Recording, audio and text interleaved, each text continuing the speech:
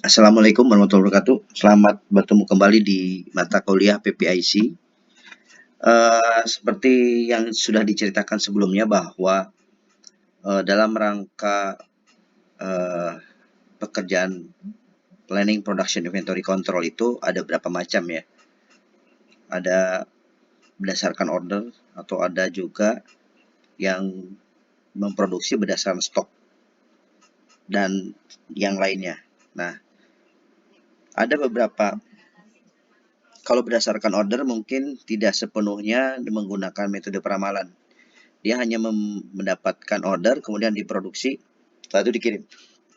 Tetapi bagi industri-industri yang sistem produksinya dalam rangka untuk memasok stok yang ada, biasanya mereka menggunakan metode peramalan. Nah, metode peramalan ini ada dua contoh, adalah pertama metode kualitatif, yang kedua adalah metode kuantitatif. Kalau metode kualitatif itu meramalkannya berdasarkan pendalaman atau berdasarkan diskusi dan prediksi.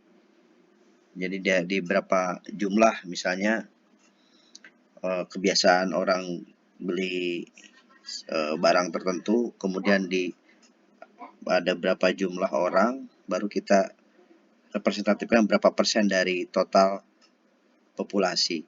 Nah, itu kira-kira metode kualitatif. Nah, kalau metode kuantitatif itu adalah dengan menggunakan metode yang ada dua ya. Pertama, metode kuantitatif intrinsik adalah time series model. Di dalamnya ada moving average, exponential smoothing, and trend projection. Yang kedua adalah metode kuantitatif extrinsic atau causal model. Yang di dalamnya ada regression causal model. Tetapi dalam ke depan itu tidak secara dijelaskan banyak metode ya, nanti kita hanya berapa saja.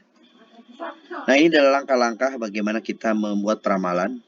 Pertama adalah tentukan tujuan peramalan. Peramalan itu untuk apa? Misalnya untuk memperkirakan jumlah perkiraan pemesanan pada saat bulan depan atau tahun depan. Kedua adalah memilih item yang diramalkan. Yang diramalkan tuh perlu apa saja dan daerah mana saja. Nah, itu kira-kira langkah kedua. Langkah ketiga adalah menentukan batasan ramalan atau batasan menentukan horizon peramalannya. Ini peramalannya berapa lama, berapa tahun, kemudian wilayahnya apa saja, dan kondisi idealnya seperti apa. Langkah keempat adalah memilih model peramalan. Nah, untuk memilih setelah langkah 3 ini, baru kita tetapkan metode peramalannya pakai apa.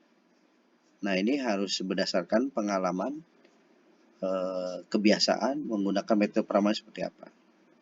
Nah, bisa juga dengan metode moving average, stokastik, dan lain-lain.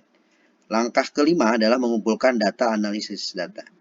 Baru kita kumpulkan data-data untuk meramalkan tahun depan atau bulan ke depan. Langkah keenam adalah validasi model peramalan. Jadi metode peramalan itu diuji cobakan, nanti mana yang paling dekat dengan peramalan. Jadi ada deviasi ketepatan meramalkannya bisa dilihat dari deviasi setiap perhitungan yang sebelumnya terjadi. Nanti kita akan praktekkan. Langkah 7 adalah membuat peramalan, memperkirakan bulan yang akan kita ramalkan bulan apa atau tahun berapa. Langkah keenam adalah mengimplementasikan. Kita artinya akan mengimplementasikan, memproduksi sesuai dengan jumlah yang kita targetkan. Dan kemudian langkah 9 memantau keandalan dari hasil ramalan menggunakan metode menggunakan peta control tracking signal. Itu adalah merupakan umpan dan kemudian diteruskan umpan balik ke langkah 1, langkah 2, langkah 3. Itu adalah kira-kira bahwa metode peramalan itu tadi ada dua macam. Pertama kualitatif atau kuantitatif. kita akan bahas nanti akan lebih kepada moving average. Nah, moving average ini adalah model dari peramalan rata-rata pergerakan atau moving average. Rata-rata bergerak pada periode berapa. Nah, rumusnya adalah jumlah permintaan dalam waktu yang kita tanyakan itu dikurangi dengan periode yang terdahulu dibagi dengan periode. Nah, contoh misalnya gini. Januari, Februari, ini indeks waktunya ya, ke 1 ke 2. Ini permintaannya aktual segini, 280, 270. Kemudian bulan Agustus gitu juga. Pertanyaannya itu bulan Januari tahun 2017.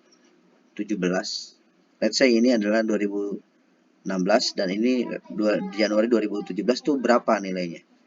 Nah, caranya adalah dengan langkah 1, identifikasi pola. Kita petakan dulu. Nah, seperti ini. Kemudian kita amati ini cocoknya metode apa. Tetapkan model peramalan, moving average atau exponential smoothing. Ada dua model tadi, adalah moving average, unweighted moving average tanpa dibebankan. Kalau ini weighted moving average dengan menggunakan beban. Menggunakan unweighted moving average harus diuji coba beberapa end periodnya.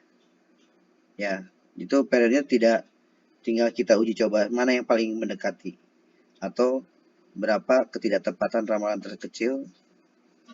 Itu disebut dengan MAD atau mean absolute deviation. Nah, ini adalah langkah ketiga. Keempat adalah analisis data model peramalan yang dipilih dan dipilih. Contoh tadi misalnya moving average, N-nya 4, berarti di sini jumlahnya di sini misalnya nih 1, 2, 3, 4 berarti. Ini dijumlah 280, 270, 330, 250 dijumlah, nanti dibagi 4. Hasilnya ini. Begitu pula dengan yang ini, hasilnya dari penjumlahan 1, 2, 3, 4, jumlah hasilnya ini. Terus sampai ke bawah, baru deviasinya kita 340 dikurangi 280, 82,5, berapa deviasinya MA? Ini di MA-nya ini, deviasi 4, deviasi totalnya berapa nih? Jumlah, nanti dibagi rata, dibagi berapa nih? 1, 2, 3, 4, 5, 6, 7, 8. Dibagi 8, rata-rata berapa deviasinya? Nah, kita uji coba lagi, moving average yang kelima, berarti ininya ada 5. 1, 2, 3, 4, 5, berarti dijumlah sampai 340, dibagi 5. Nah, rata-ratanya ditaruh yang di bawahnya di sini. Terus dilakukan hal yang sama, deviasinya juga sama. Mana yang nanti baru kita bandingkan, mana yang paling dekat, yang paling kecil deviasinya atau deviasi dari peramalan tadi. 31,5, 32,9, 33. Yang paling kecil adalah MAD MA4. Moving average 4 period. Jadi yang kita gunakan selanjutnya adalah dengan menggunakan moving average yang periode keempat. Jadi untuk selanjutnya memeriksa keandalannya adalah dengan cara tadi langsung dari pakai yang tadi 280, 270, 30, 40 ditambah moving 4 ya, ditaruh sini hasil penjumlahan ini dan kemudian terus 4 hasilnya. Total yang diramalkan untuk Januari adalah 310. Jadi dengan moving average 4. Nah, kita deviasinya sekitar 31,5625. Oke. Demikian, nanti kita lanjutkan lagi ke sesi video berikutnya.